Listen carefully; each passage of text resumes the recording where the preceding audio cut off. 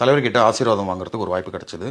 ஜெயிலர்ல Nelson sir வந்து வாய்ப்பு கொடுத்தாங்க. மைண்ட்ல வந்து தோணுச்சு தலைவர்கிட்ட வந்து பேசணும், நடந்த ஒரு இன்சிடென்ட் வந்து அவர்கிட்ட ஷேர் பண்ணணும் அப்படின்ட்டு. எப்படிதான் தைரியம் வந்ததுன்னு தெரியல. நேரா போயிட்டு அண்ணா ஒரு நிமிஷம் அப்படின்னா அவன் சொல்லுங்க அப்படின்னாரு. இப்போ சொன்னா உங்ககிட்ட பிளெஸிங் வாங்கினதுல இருந்து எனக்கு எல்லாம் ஒரு பாசிட்டிவ் வைப்ரேஷனா நடந்துட்டு இருக்குன்னா நல்லா இருக்கு. கொஞ்ச நாள் முன்னாடி ஒரு நெகட்டிவான ஒரு சிச்சுவேஷன் இருந்தது. அப்ப திருப்பி வந்து உங்ககிட்ட வந்து பிளெஸிங் வாங்கணும், உங்க மேக்கப் பண்ணி யாரையாவது வந்து கேட்கணும், எப்படி வந்து உங்களை வந்து பார்க்கணும்னு சொல்லிட்டு நான் ட்ரை பண்ணிட்டு இருந்தேன். அட்வொகேட் விங்ல ஒரு குரூப்ல இருந்தோம். ஸோ அப்போ அந்த டைம்ல வந்து எனக்கு வந்து ஒரு வீடியோ ஒன்று வருது, கிளிப்பிங் ஒன்று வருது. என்னன்னு வருதுன்னா, தலைவர் வந்து அவருடைய இமயமலையில இருக்க குருஜி கிட்ட வந்து கேட்கிறாரு. ஒரு வாட்டியும் பிரச்சனை வரும்போது நான் வந்து இமயமலை வரைக்கும் வர வேண்டியதா இருக்கு, என்ன பண்றது அப்படின்னு சொல்லி கேட்கிறாரு. இமயமலையில இருக்க குருஜி வந்து சொன்னாரு, நான் வந்து உனக்கு செல்போன் கொடுக்கும் போதே சார்ஜரையும் சேர்த்து தான் கொடுத்தேன். அந்த சார்ஜர்ன்றது உன்னுடைய நல்ல எண்ணம், நல்லதை செய், நல்லதை பேசு, நல்லதே நானே, ஆட்டோமேட்டிக்கா நீ சார்ஜ் ஆகிட்டே இருப்ப, ஒரு வாட்டி என்ன பாக்குறதுக்கு நீ வர வேணாம். அந்த மாதிரி வந்து அவர் சொன்னார் அப்படின்னாரு.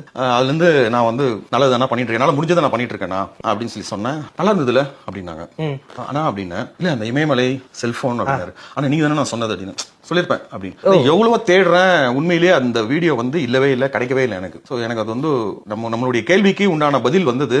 எப்படி வந்தது என்னன்னு எனக்கு தெரியல.